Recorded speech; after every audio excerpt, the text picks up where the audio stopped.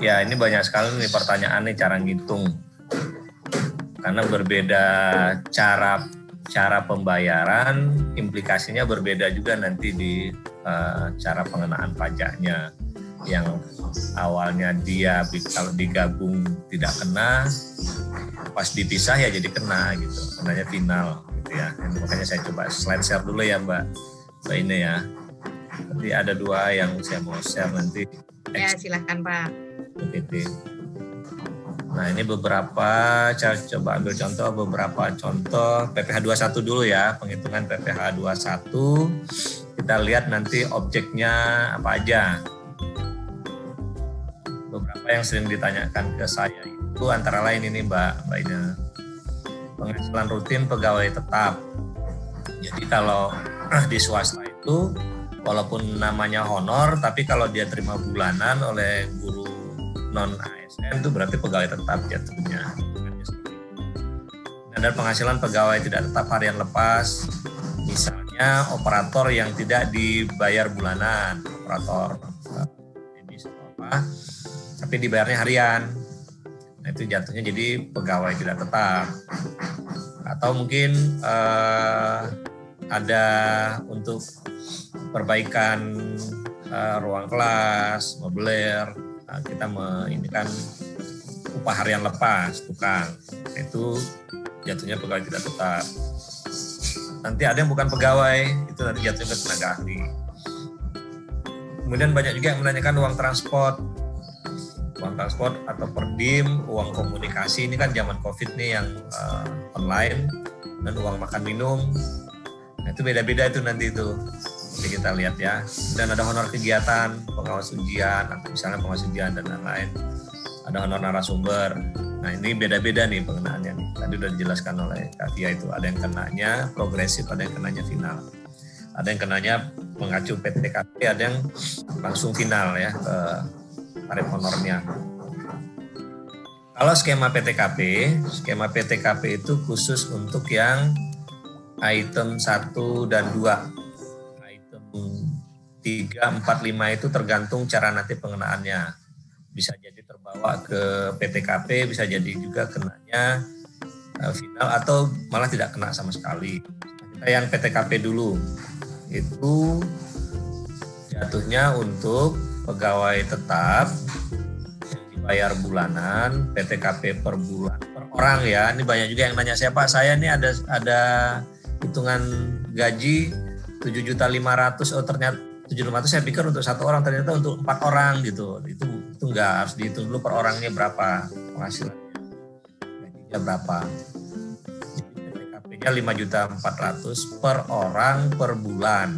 Nah kalau dia biasanya tetap itu karena dia kan ada beberapa lapis tuh yang tadi disebutkan Mbak Ina, itu biasanya disetahunkan dulu.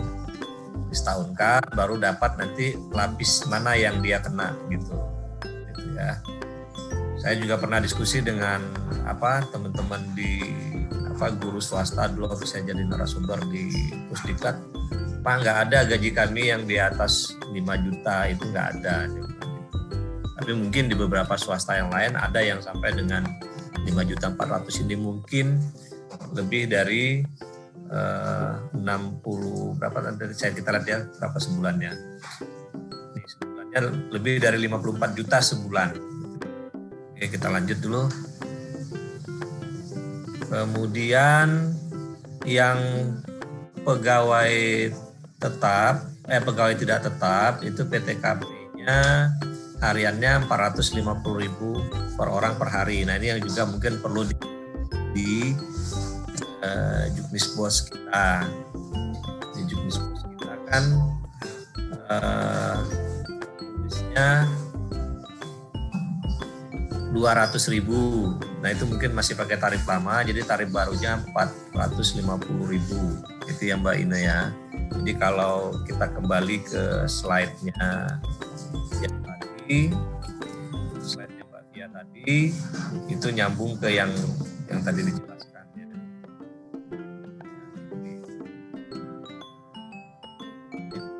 Sedikit Mbak Ina, ini bukan 5.400.000 tapi 4.500.000 nih, mohon maaf nih. Balik angkanya supaya tidak salah. Ini. Jadi 4.500.000 per orang per bulan, kemudian yang harian 450.000 per hari. Itu contohnya nanti untuk honor operator. Kemudian, nah PTKP itu sebenarnya ada statusnya juga, ya.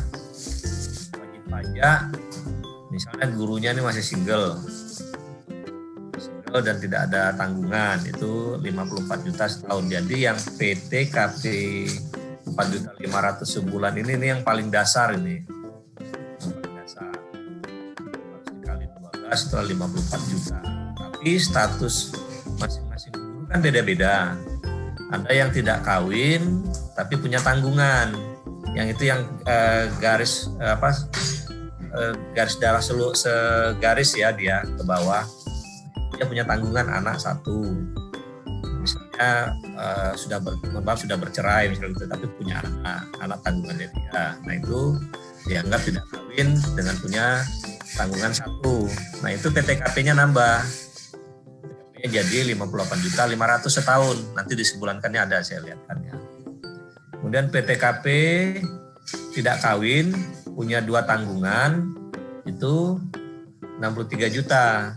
Ya, jadi TK 2, TK itu tidak kawin, kalau TK 0 54 juta, itu yang paling rendah tuh, yang paling basic. Kalau disebulankan 4.500.000.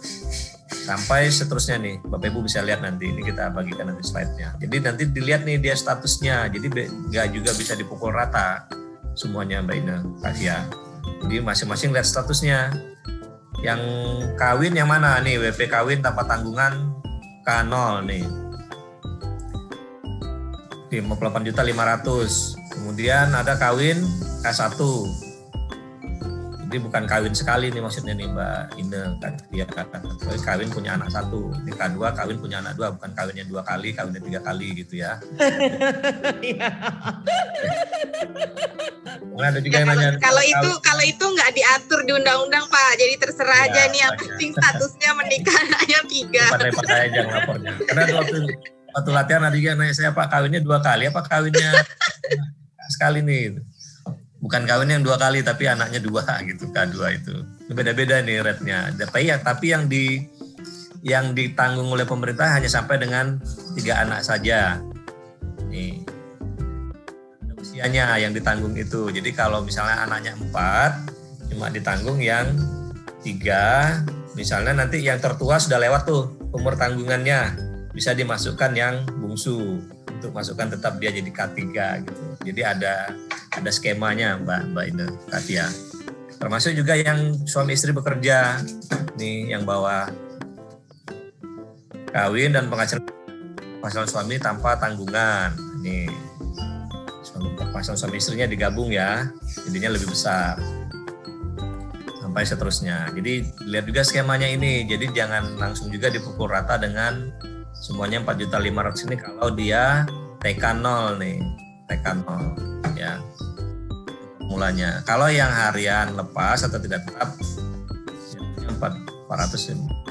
Jadi tadi ada yang disebutkan oleh Mbak tadi ya, Katia. Ini saya kasih contoh-contoh yang sering banyak diterapkan di madrasah nih. Jadi guru A, apakah itu Ahmad, Aminah, Abdullah, terserah, menerima berbagai honor.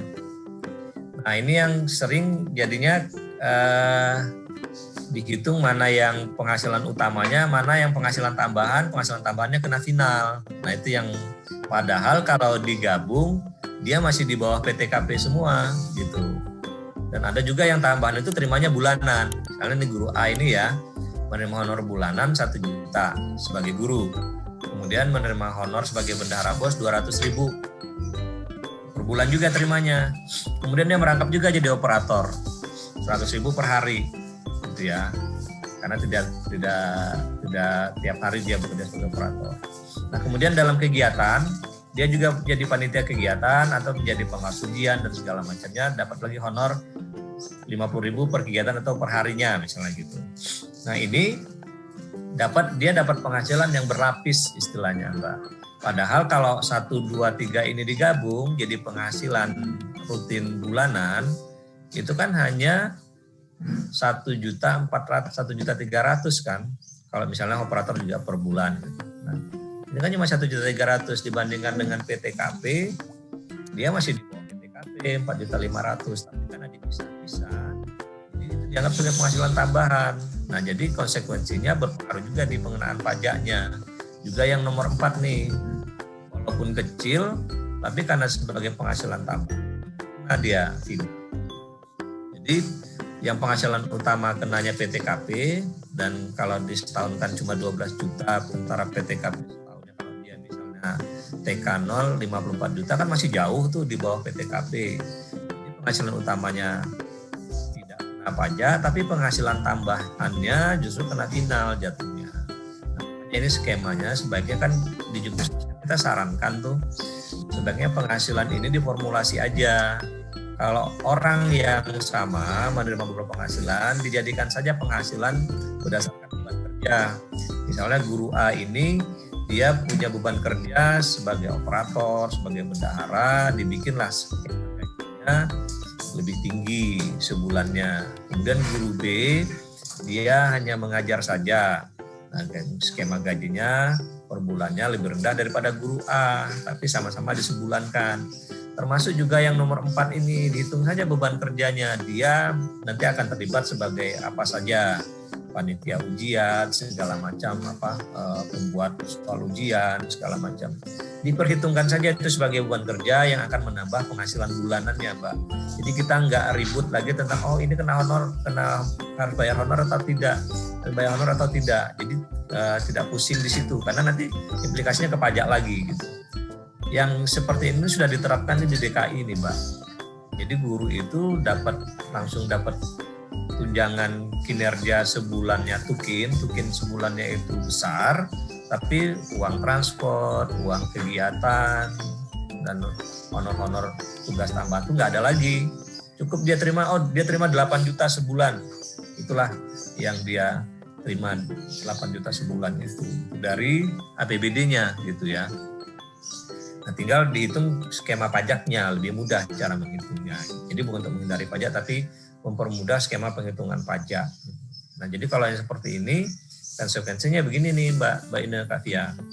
Jadi yang nomor 1 sebagai penghasilan utama di bawah PTKP, nomor 2, 3, 4 sebagai penghasilan tambahan, jadi objek pajak final. Kenanya berapa? Honor dikali 5%. Gitu ya. Apalagi kalau misalnya honor rutin dan itu slip gajinya dipisah gitu. Slip gajinya dipisah ya berarti kan itu sebagai penghasilan tambahan gitu. Slip pembayaran dipisah, honor bulanan slipnya sendiri, honor bendahara slipnya sendiri, dan tadi operator juga slipnya sendiri, slip pembayarannya. Itu berarti kan penghasilan tambahan gitu. Ini kemudian nih cara menghitung pajak guru A tadi. Yang nomor 1 dia di bawah PTKP tidak potong PKh 21. Yang nomor 2, 3, 4 sebagai penghasilan tambahan kena final. Yang nomor 2 kena 10.000 karena 5% dari 200.000. Kemudian yang nomor 3 kena 5% dari 100.000. Kena kegiatan kena lagi 5% kali 50.000, 2.500, kecil-kecil kan. Tapi ya itu namanya peraturan kan harus ditegakkan, harus dikenakan gitu. Nanti kalau nggak dikenakan, terlambat membayar, kena denda lagi kan gitu. Ini. Nah, jadi makanya dari dulu waktu kita sosialisasi juga selalu nih kita ingatkan nih, hitunglah gaji dengan skema beban kerja. Karena implikasinya nanti kemana-mana, ke pajak, ke pertanyaan, ini kena honor atau tidak, ini kena honor atau tidak gitu. Digabung saja jadi satu skema berdasarkan beban kerja guru yang bersangkutan. Banyak kok yang sudah menerapkan ini. Beberapa pemerintah daerah juga sudah menerapkan ini untuk PNS-nya gitu, untuk ASN-nya. Dan itu bisa menjadi efisiensi yang bisa untuk menambah kegiatan lain. Nah, bagaimana kalau operatornya dipisah? Bukan guru A yang jadi operator. Nah, kenanya yang tadi, yang kemudian contoh lain, Guru Ahmad menerima honor bulanan 100.000, kemudian Aminah bukan guru menerima honor bendahara 200.000 per bulan, kemudian Budi bukan guru menerima honor operator bulan April selama 4 hari 50.000 per hari. Ini juga masih salah ya, 4.500.000 ini. Saya perbaiki dulu.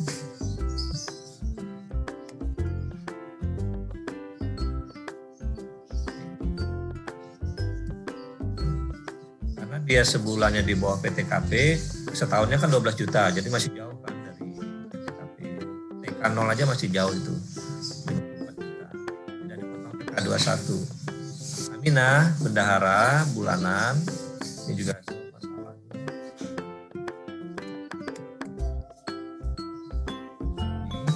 Di bawah PTKP tidak dipotong PPh 21. Kemudian Budi juga di bawah PTKP hariannya 450.000 tidak dipotong PPh 21. Farman, suaranya kok jauh dekat ya Pak Farman? Oh ya, karena saya agak jauh ya. Ya. Pak, Atau pakai headset Pak? saya nggak pakai headset. Sebentar ya, saya ambil headsetnya. Nah ini banyak juga yang menanyakan tentang uang transport Mbak Ina, Katia. Uang transport gimana Pak? Kena PPh atau gimana gitu? Uang transport, uang komunikasi sama uang makan minum kegiatan ya. Kalau transport itu diberikan dalam bentuk tunjangan, dibayar bulanan, kemudian melekat di dalam gaji bulanan dalam satu slip. Jadi gaji pokok ditambah tunjangan dan segala macamnya, ditambah tunjangan ini, itu menjadi objek PPh 21. Hitungnya berbarengan dengan PTKP. Ya.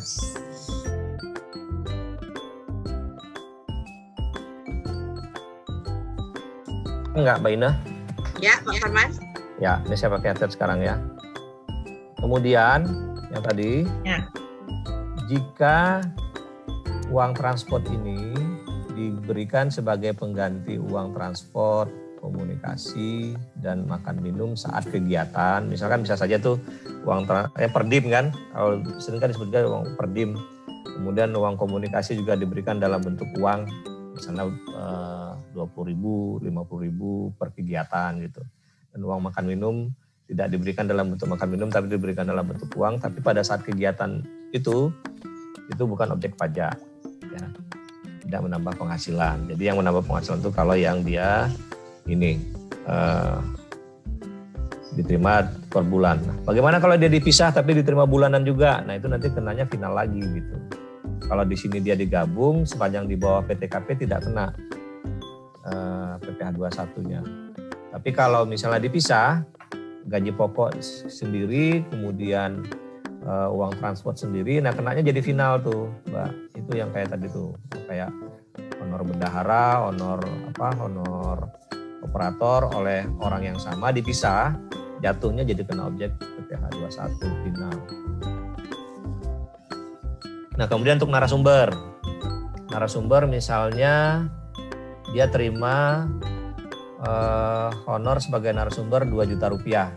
Terserah ngitungnya apakah per hari atau per kegiatan atau per jam, yang jelas totalnya 2 juta rupiah. Nah dilihat dulu status si narasumbernya.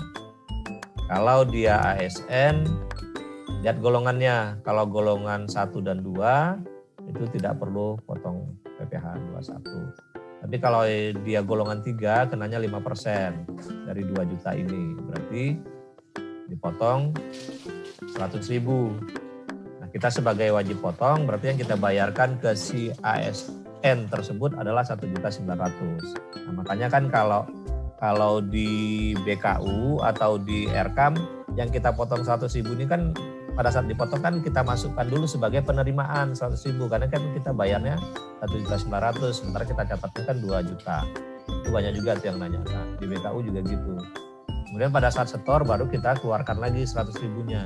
Ya. Nah, kemudian pejabat negara atau golongan 4 kenanya 15% dikali 2 jutanya ini. Ya.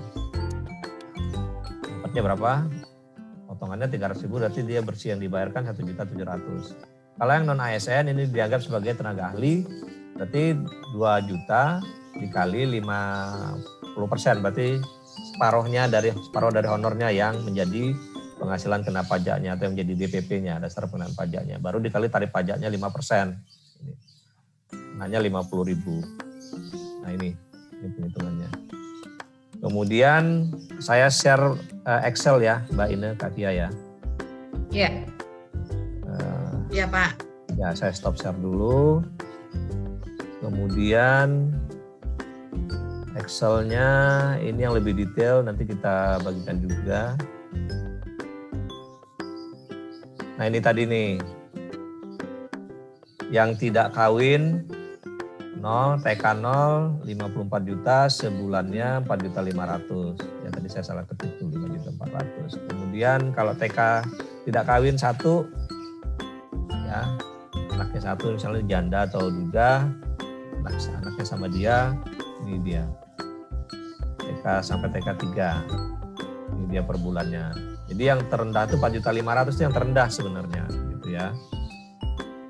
Kita pakai simulasi selalu pakai yang terendah. Nah, misalnya nih kalau yang dia di atas PTKP, gimana cara ngitung pajaknya gitu? Kalau dia 6 juta, bukan artinya langsung dikalikan dengan 6 juta, tidak. Tapi dihitung penghasilan kena pajaknya dulu, PKP-nya.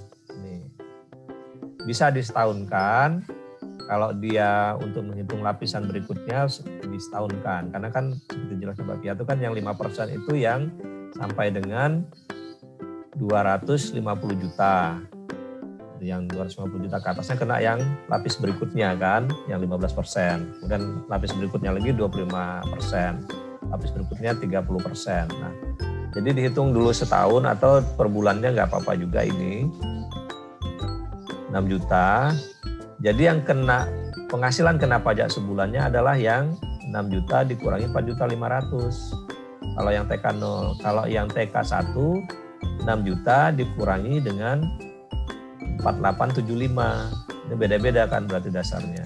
Jadi masing-masing orang, masing-masing guru dengan status yang berbeda di tanggungannya, di status kawinnya, dia PPh 21 potongnya juga beda-beda ini. Ya. Yang K3 kawin 3 orang anak, PTKP-nya setahun 72 juta, sama dengan penghasilannya 72 juta, tidak kena PPh 21. Karena PKP-nya kan 0 dikali 5% kan 0, jadi tidak kena PPh 21. Nah ini cara menghitungnya Mbak Ine, Kak Fia. Nah kemudian yang PKP bagaimana cara ngitungnya? Yang PKP yang harian, PTKP harian, ini juga sama. Harian itu kan 450.000 nih PTKP hariannya. Nah kalau dia sepanjang di bawah 450.000 tidak kena, tidak ada PKP-nya. 0 atau minus, jadi tidak ada pemotongan PPh 21. Tapi kalau yang di atas 450.000 contohnya ini 500.000, PKP-nya penghasilan kena pajaknya 50.000 ini dikali dengan 5%. Ini PPh-nya cuma 2.500 kecil, tapi itulah peraturan gitu ya Bapak Ibu ya. Iya. Nah, tetap harus dikenakan. Nah itu Mbak Ine penjelasan lebih detailnya untuk yang PPh 21. Ini nanti slide-nya kalau dibutuhkan kita share lagi di itu ya di. Ya harus Pak Farman, karena ini di komen YouTube udah pada minta Excel-nya ini, boleh di-share ya Pak Farman ya nanti ya. Boleh, sangat boleh. Ya. Nanti Mas Heru minta tolong dipasang ya linknya di komen YouTube ya. Ya kalau gitu kita jawab pertanyaan aja nih Pak ya. Dari Bapak Haji Kuswanto nih lewat YouTube nih bertanya, Pak Farman, dalam aturan di kantor pajak untuk PPh pasal 21 bagi bukan pegawai atau PNS itu dihitung 50% dari penghasilan bruto gitu Pak. Gimana Mbak ininya pertanyaannya? Dia mengkonfirmasi mungkin ya, dalam aturan di kantor pajak untuk PPh pasal 21 bagi bukan pegawai atau PNS dihitungnya itu 50% dari penghasilan bruto. Ya kan bukan pegawai Mbak. Nah, kuncinya kan bukan pegawai. Coba lihat di slide-nya tadi Mbak. Ya oke, naikin ya Pak ya. PPh PPh 21. Ini bukan pegawai nih Pak. Ya, coba ke atasnya lagi. Bukan pegawai kan memang 50%, Mbak. Oh iya. Siap, betul. Tapi ya. kalau operator, pertanyaannya, operator pegawai apa bukan pegawai? Mungkin ini dikaitkan dengan operator nih. Karena coba naik ke atas, Mbak. Kalau yang pegawai, dia ada 2 status, pegawai tetap atau tidak tetap. Tadi Mbak yang pegawai, yang tabel. Ini ya definisinya, dari definisi. Ya, yang tabel aja Mbak, yang pegawai. Setelahnya. Ini kan pegawai itu ada 2. Tetap, tidak tetap. Kalau dia tetap, dia lihat di SK-nya deh, dia pegawai tetap atau pegawai tidak tetap. Kalau yang bukan pegawai itu yang tenaga ahli yang kita bayar sebagai narasumber dan lain-lain. Tapi kalau yang pegawai, dia bagian dari madrasah itu. Tapi ada yang dia pegawai tetap, yang dibayarnya bulanan, ada pegawai yang tidak tetap. Nah, pertanyaannya operator ditetapkan sebagai pegawai tidak tetap atau bukan pegawai. Kuncinya di situ aja. Kalau dia pegawai tidak tetap, makanya lihat di penunjukannya. Kalau dia pegawai tidak tetap, dia kenanya di sini. Kena PTKP. Jadi kalau dia pegawai Mbak, tetap atau tidak tetap, dia PTKP kenanya. Gitu ya. Kenapa upah harian juga masuk ke dalam klasifikasi ini? Dia bukan tenaga ahli. Kalau upah harian lepas ya, bukan tenaga ahli. Jadi kenanya ke PTKP. Coba lihat yang bukan pegawai Mbak. Yang definisi tadi, definisi yang di ini. Nah ini, bukan pegawai itu orang yang tidak diikat sebagai pegawai dia gitu. Kalau yang dia, ini kan contohnya nih, pegawai tidak tetap dan tenaga kerja lepas, itu pegawai yang hanya menerima penghasilan apabila pegawai yang bersangkutan bekerja. Atau dia sebagai buruh harian, buruh mingguan, kuli dan segala macamnya. Kalau yang bukan pegawai, itu dia menerima penghasilan fee sebagai bagian dari keahliannya gitu. Gitu ya. Ini yang harus hati-hati membedakan. Memang di sini harus hati-hati membedakan yang antara pegawai tidak tetap atau tenaga kerja lepas atau dia bukan pegawai. Karena bukan pegawai ini, coba ke bukan pegawai Mbak contohnya. Nih, bukan pegawai ini dia klasifikasinya. Nah, yang harus hati-hati adalah kalau dia operator, karena banyak juga tuh jadikan saja outsource gitu kan. Kalau di outsource dia kena 6, nomor 6 nih. Malah jadi final 50%. Tapi kalau dia kita tetapkan sebagai pegawai tidak tetap, dia kenanya PTKP. Walaupun sama-sama hitungnya harian. Nah ini ya, yang nomor 6 nih. Pemberi jasa. Pak, kalau operator yang dibayarnya per 1 semester 1 kali gimana Pak? Nah makanya statusnya kembali Mbak, dia kita tetapkan, waktu dia kita angkat, dia kita tunjuk sebagai pegawai tidak tetap, ada SK-nya sebagai pegawai tidak tetap. Jadi kalau mau lebih clear definisinya dibuatkan SK sebaiknya gitu. Tapi ya di madrasah Mas SK-nya tuh rata-rata PTT, pegawai tidak tetap. Tetap kan. Nah, kalau ini kerjasamanya dengan jasanya gitu. Dia memberikan jasa apa? Komputer, aplikasi dan segala macamnya. Nah kalau nanti di outsource, didefinisikan sebagai outsource, takutnya jatuhnya ke sini Mbak. Malah kena dia. Kena 50% dari yang Mbak sebutkan tadi, apakah dia harian, apakah bulanan, atau apa, kenanya 50% dari sini. Coba lihat slide berikutnya, penghitungannya. Betul yang tadi yang ditanyakan. Kalau dia memang bukan pegawai, statusnya berikutnya Mbak. Slide berikutnya. Nah kalau dia bukan pegawai, basisnya adalah 50% dari penghasilan. Tapi kata kuncinya adalah bukan pegawai. Jadi lihat dulu di SK-nya. Ini biasanya terkait dengan yang operator nih. Kan banyak juga saya lihat diskusinya, kita jadikan outsource aja. Kalau outsource justru kenanya 50%. Berapapun penghasilannya, mau 50.000 kali 50%. Tapi kalau dia bukan pegawai, ada PTKP-nya. Gitu. Ada PTKP hariannya. Gitu aja cara kuncinya Mbak. Jadi lihat kan, kalau coba lihat ke slide awal. Ini mungkin agak panjang jelaskannya supaya lebih clear ya. Coba lagi Mbak, di slide yang ada status skema PPh 21 Mbak. Nah di sini, yang tadi Mbak, yang skema tadi. Yang tadi, setelah ini. Next. Nah ini. Yeah. Skema 21 itu dipastikan dulu orang ini pegawai atau bukan pegawai. Yang bukan pegawai misalnya tadi nih, kegiatan dia sebagai narasumber, dia kan bukan dari luar. Dia kan bukan pegawainya kita gitu. Maksudnya bukan pegawainya kita. Oke dia ASN tapi kan pegawai di lain, bukan di madrasah kita. Itu kalau dia pegawai, statusnya dipastikan dulu dia pegawai tetap atau tidak tetap. Kalau dia pegawai, basisnya adalah PTKP. Kalau dia pegawai tetap, basisnya PTKP sebagai pegawai tetap bulanan. Itu disetahunkan. Nah, kalau dia pegawai tidak tetap, basisnya karena biasa kan dibayarnya kalau pegawai tetap kan harian atau berdasarkan output kegiatan. Karena basisnya itu tadi dari basis hariannya itu tadi. Tapi kalau dia bukan pegawai, nah ini baru kenanya basisnya 50%. Tinggal dilihat dia berkesinambungan, tidak berkesinambungan atau peserta kegiatan.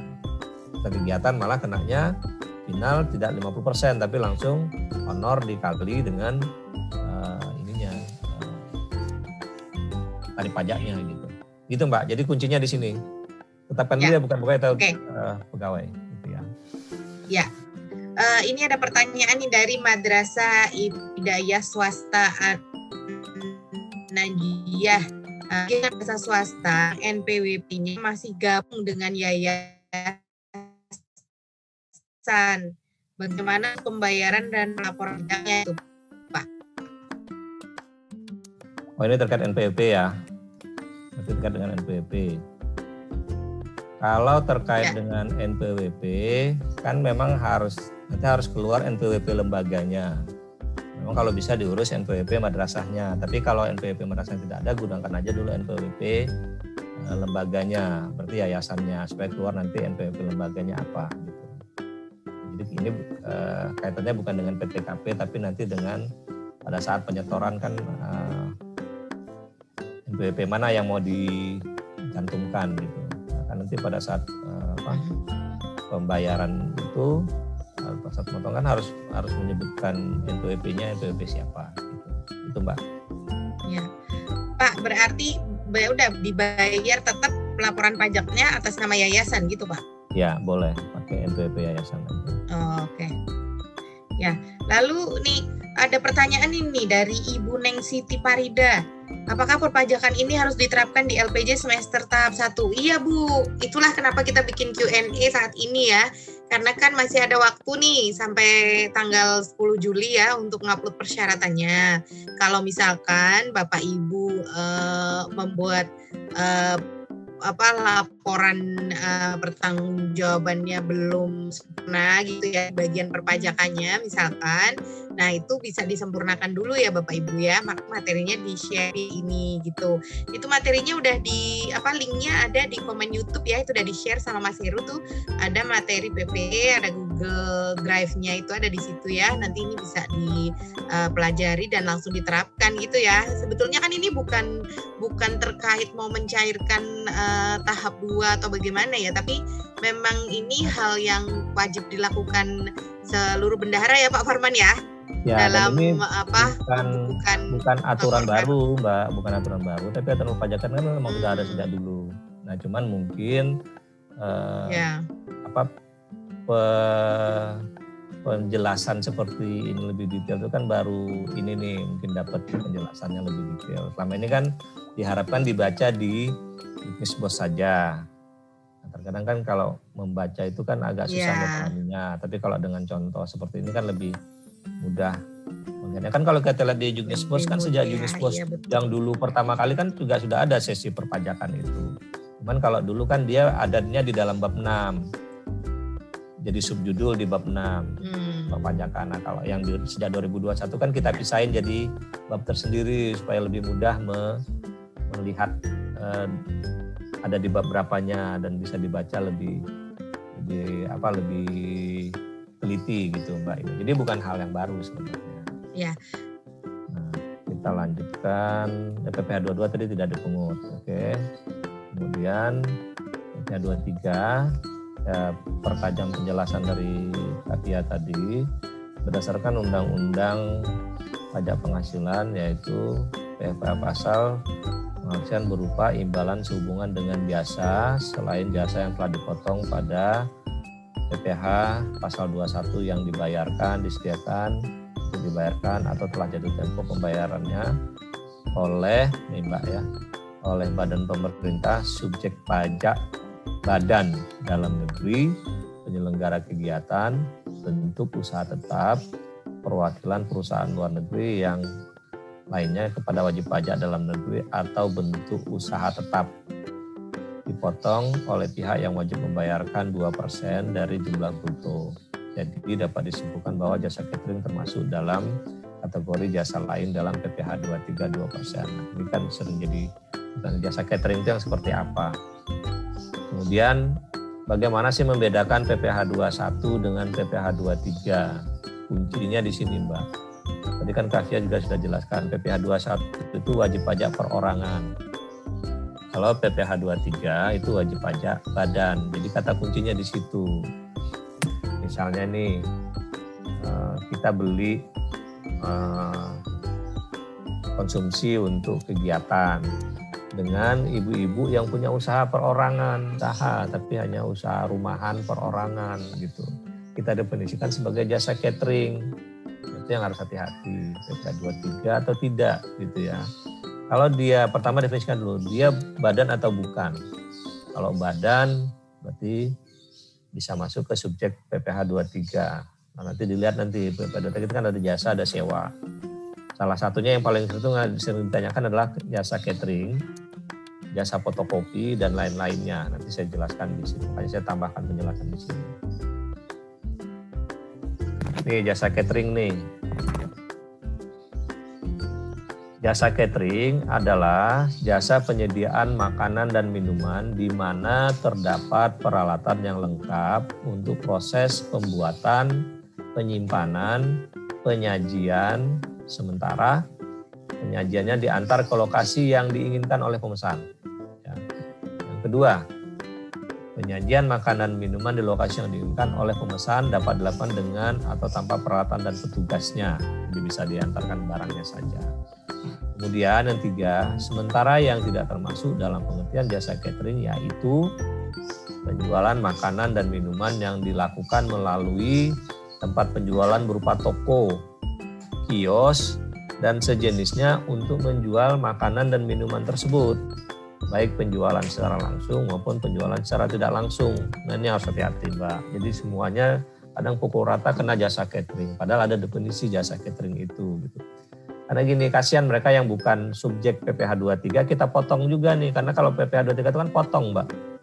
Misal dari 500.000 yang kita bayar, kena tarif PPh 23, kita potong, bukan kita tambahkan harganya gitu. Jadi berkurang kan itu. Padahal dia bukan subjek pajak PPh 23. Misalnya dia adalah subjek pajak PPh 21, nanti di PPh 21 dia ngitung sendiri itu PPh 21-nya.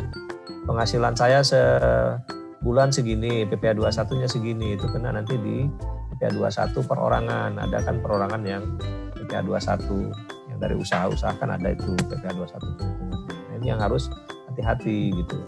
Yang sering juga jasa fotokopi. Fotokopi ini badan atau bukan? Kalau dia usaha perorangan, buka kios fotokopi, apakah itu kena gitu? Karena kuncinya di situ, badan atau perorangan. Kalau dia perorangan, itu tanggung jawab dia nanti menghitung PPh 21-nya. Gitu ya.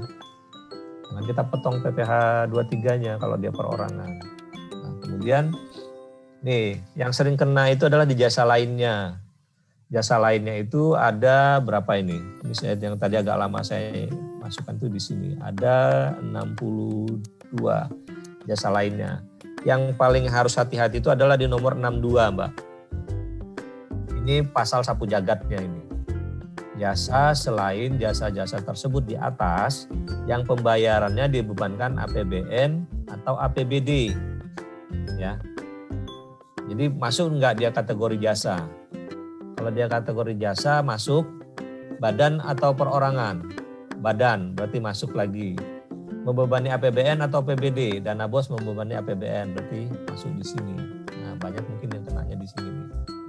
Tapi kata kuncinya tadi, pertama dia jasa atau bukan. Oke, jasa, kemudian jasa dilakukan oleh perorangan atau badan. Gitu ya. Ibu-ibu rumah tangga yang usaha catering itu bukan badan itu perorangan.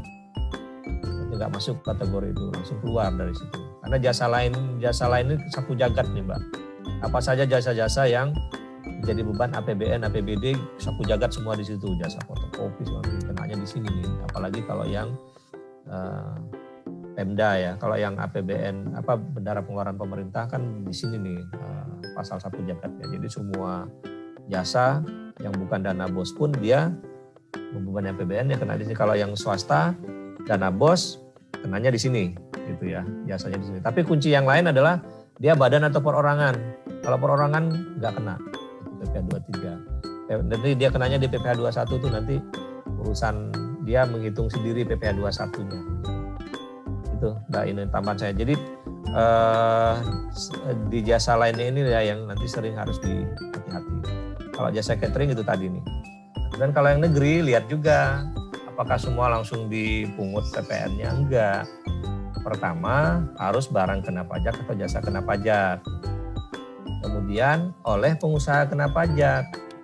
Gitu. Kalau misalnya beli laptop nih 7 juta, ini madrasah negeri ya misalnya, laptop 7 juta, ternyata si penjual itu bukan pengusaha kena pajak, dia tidak bisa terbitkan e-faktur, itu nggak kena PPN, Mbak. Karena e-faktur itu wajib dikeluarkan oleh pengusaha kena pajak secara e-faktur, bukan faktur yang ditulis tangan. Nah, kadang kan pengusaha penjual ini menambah-nambahkan harga sendiri, memasukkan fakturnya harga itu tidak memberikan e-faktur, harusnya harganya cuma di bawah 7 juta, dia kenakan sampai dengan harga PPN-nya gitu. Dan dia tidak kasih e-fakturnya. Dan kalau dia tidak kasih e-faktur, berarti pajak itu tidak dia setor. Harusnya kan kita yang pungut nih, kita cuma bayar bersihnya aja gitu. Nah, terus itu gimana Pak caranya Pak? Minta saja e-fakturnya. Kalau nggak bisa kasih, minta potong harganya. Berarti dia bukan PKP. Ya harusnya dia potong harganya. Berarti minta dipotong harganya gitu ya, minta harga netnya gitu ya. Ya. Oke. Juga ya itu tadi untuk pembelian yang 2 juta ke atas. Dan yang paling penting juga bukan barang yang dibebaskan PPN. Kan ada 3 itu Mbak kalau untuk yang terkait dengan penggunaan dana bos tuh. Buku mata pelajaran, buku agama, kitab suci itu nggak kena PPN. Gitu ya. Iya. Yang mau dibelinya 5 juta, 10 juta itu nggak kena PPN. Kemudian cara menghitung nanti saya jelaskan di Excel, saya ke biaya materai dulu ya. Tadi udah jelaskan oleh Kak Fia, kwitansi yang di atas 5 juta yang kena biaya materai. Itu berarti 5 juta 100.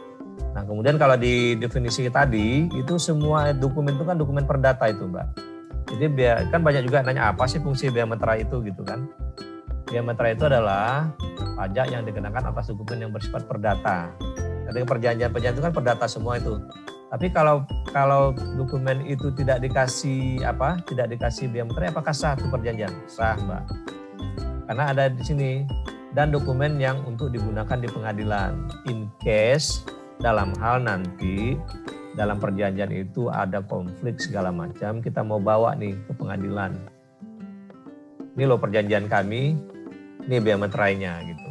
Itu bisa jadi alat bukti di pengadilan. Kan banyak juga yang nanya itu Mbak, dokumen-dokumen yang diupload itu dikasih biaya materai atau enggak gitu. Jawaban saya ya, kalau mau dikasih semua enggak apa-apa. In case nanti mau diperlukan untuk kasus perdata, perjanjian, misalnya surat permohonan pencairan dana mau dikasih enggak, kemudian LPJ mau dikasih enggak gitu. Kalau saya sih silakan kalau mau dikasih LPJ juga, walaupun tidak tertulis materai 10.000.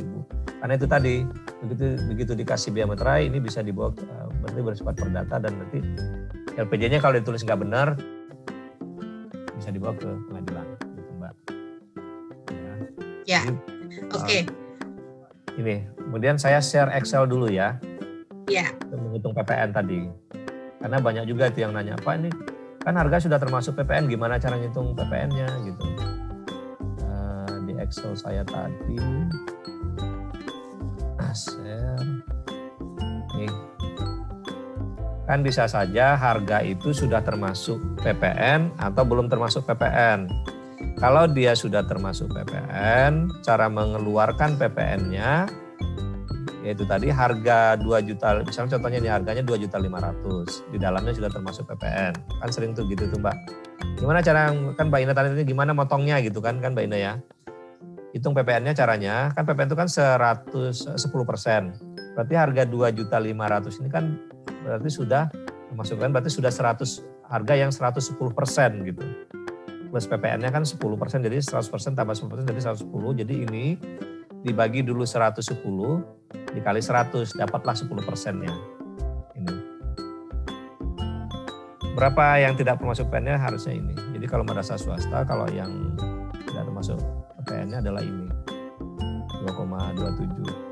Nah, terkadang ini kan toko nggak mau nih Mbak masakan. Nah, itu yang harus didiskusikan kembali dengan toko. Kalau yang sudah termasuk harga belum termasuk PPN, tinggal ditambahkan 10%-nya. Jadi 2.200.000. Jadi yang batas di atas 2 juta itu yang sudah include PPN-nya gitu ya. Misalnya harga barangnya 1.900.000 ditambah PPN 10%. Itu kan sudah di atas 2 juta. Jadi walaupun harga barangnya masih di bawah 2 juta, tapi setelah dipluskan PPN-nya 2 juta itu wajib pungut oleh bendahara pengeluaran pemerintah. Oh, oke. Jadi harga barang di bawah 2 juta, tapi kalau ditambahin PPN udah lebih dari 2 juta 1 misalkan gitu ya ke atas, itu berarti harus sudah dipungut ya. Oleh bendahara pengeluaran negeri ya. Ya. Kalau swasta karena kata kuncinya dia tidak wajib pungut, berarti harga yang dibayarkan itu tidak perlu ditambahkan dengan PPN-nya. Oke. Nah, itu Mbak, ini saya rasa penjelasannya. Ya.